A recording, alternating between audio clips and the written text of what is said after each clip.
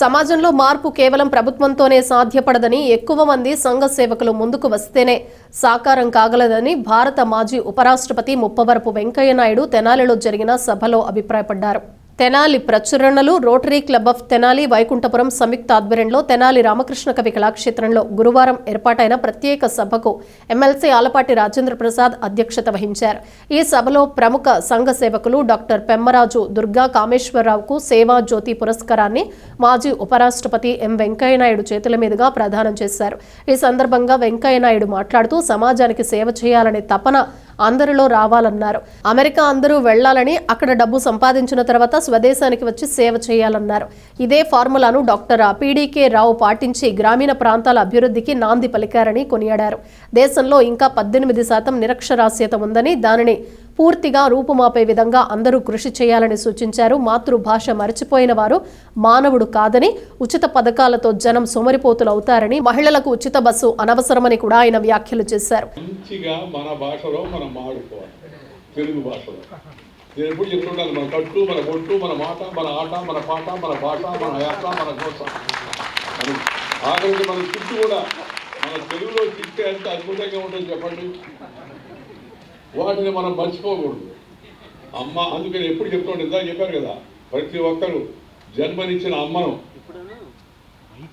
ఆ తర్వాత మనం పుట్టిన జన్మభూమిని, మనకు పాఠం చెప్పిన గురువులు, మన అమ్మ కడుపు నుంచి వచ్చినట్టు భాష అవుతుందో, గర్భం ఇచ్చిన భాష, మాతృభాషను మర్చిపోయిన వాడు మానవుడే కాదు అనే విషయాన్ని గుర్తిస్తారు.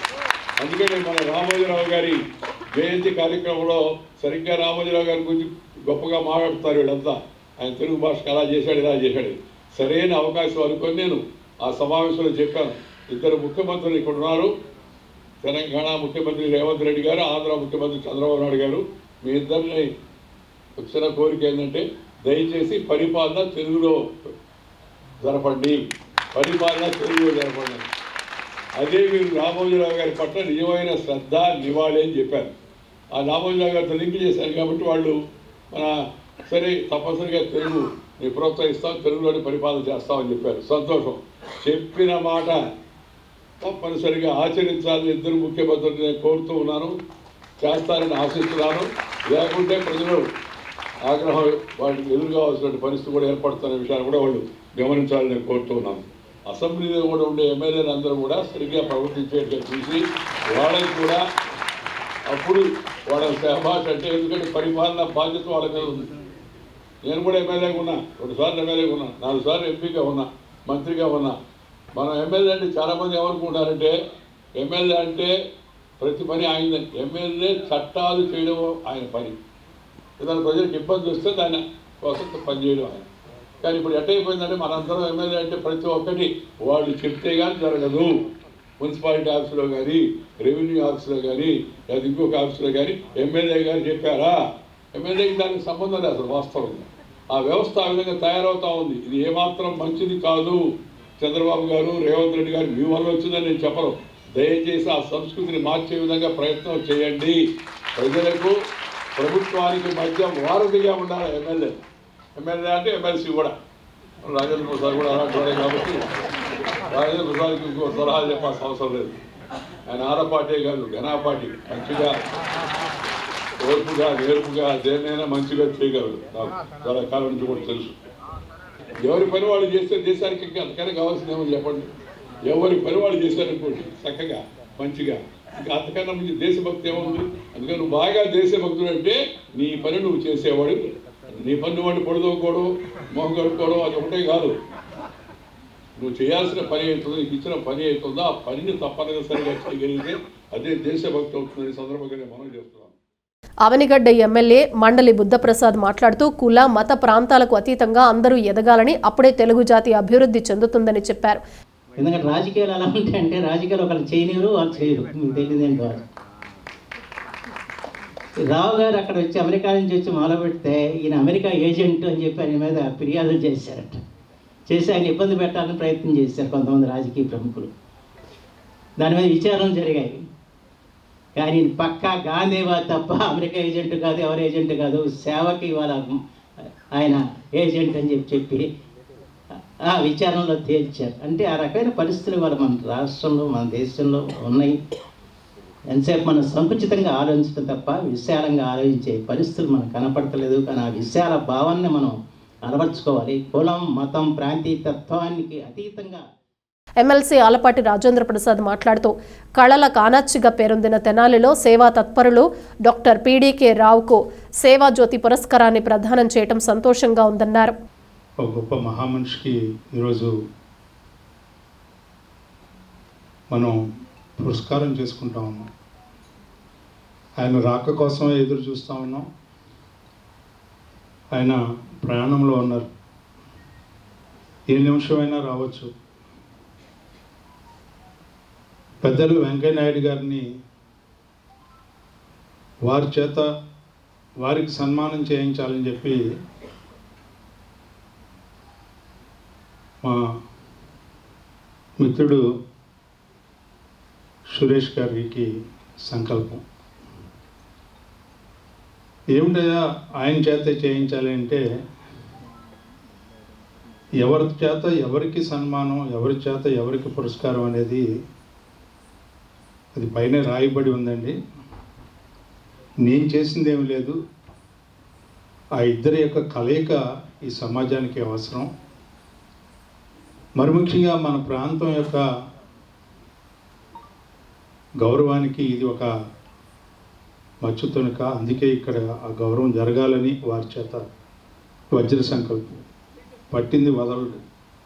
ఎంత బాధ అయినా కూడా, ఎంత కష్టమైనా కూడా దాన్ని సాధించాలి లౌకికంతో అని చెప్పి నిరంతరం ప్రయత్నించే వ్యక్తి బుద్ధప్రసాద్ గారు.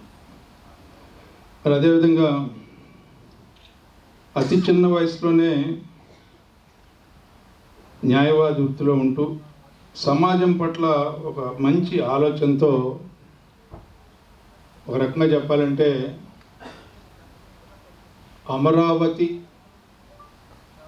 అమరావతి భూముల్ని కాపాడినటువంటి వ్యక్తుల్లో ఒక వ్యక్తిగా మనం చెప్పచ్చు. స్వయంగా అతనంతటిగా అతను ఎవరో ఈగిపోయినా వాళ్ళ పొలాలని తీసుకొని మిగతా వాళ్ళని అందరినీ కలుపుకొని అతనే వ్యాజ్యాన్ని సృష్టించుకొని ఆ వ్యాజ్యాన్ని తీసుకువెళ్ళి వేయటమే కాకుండా దాని మీద తనకంటూ తనదైన శైలిలో చిన్న వయసైనా కూడా ఈ సమాజంలో దాన్ని కాపాడాలి, ఈ రాష్ట్రంలో ఉన్న రాజధానిని కాపాడాలి, భూములను ఇచ్చినటువంటి రైతాంగానికి న్యాయం జరగాలని చెప్పి శ్రమించినటువంటి వ్యక్తి. పురస్కార గ్రహీత డాక్టర్ పెమ్మరాజు దుర్గా కామేశ్వరరావు మాట్లాడుతూ తన సేవా ప్రస్థానాన్ని వివరించారు. సమాజంలో మార్పుకు యువత అడుగులు వేయాలని సూచించారు. ముందుగా డాక్టర్ పీడీకే రావు డాక్యుమెంటరీ వీడియోను ప్రదర్శించారు. పరిచయ సంచికను ఆవిష్కరించారు. ఓలేటి పార్వతీశం స్వాగతం పలికిన సభలో MLA doctor Kamineni Srinivas, high court న్యాయవాది కె ఇంద్రనీల్ బాబు, తెనాలి డబుల్ హార్స్ గ్రూప్ అధినేత మునగాల మోహన్ శ్యామ్ ప్రసాద్, కుమార్ పంప్స్ అధినేత కొత్త సుబ్రహ్మణ్యం, నిర్వాహక సంస్థల ప్రతినిధులు నల్లూరి వెంకటేశ్వరరావు, చివలూరి సురేష్ పాల్గొన్నారు. పటిష్టం అవ్వాలంటే కులము, మతము, జాతి, ప్రాంతము ఇవన్నీ పక్కన పెట్టాలి.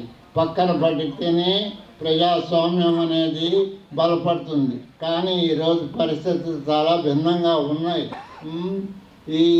ఈ మార్పు రాక తప్పదు. మనమందరము అనేక అనేక అనేక చరిత్రలో అనేక ఘోరాలు జరిగాయి. మీకు చెప్తున్నాను, మీకు తెలుసో తెలీదో మీకు చెప్తున్నాను. శివ వైష్ణవ తగులు పోళ్ళయ్యాయి.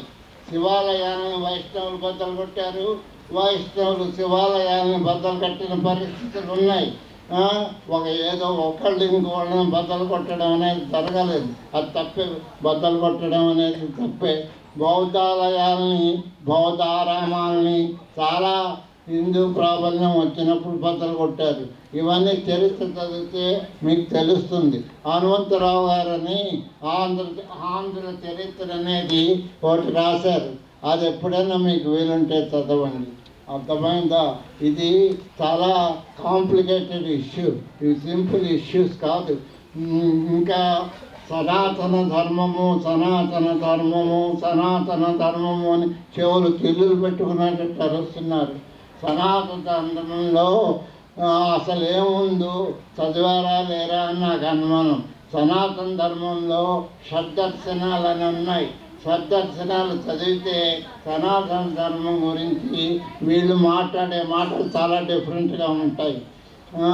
అంటే మనకు మన మతం, మన సనాతన ధర్మం గురించే మనకు పూర్తిగా అవగాహన లేదు. మనకు పూర్తిగా అవగాహన లేకుండా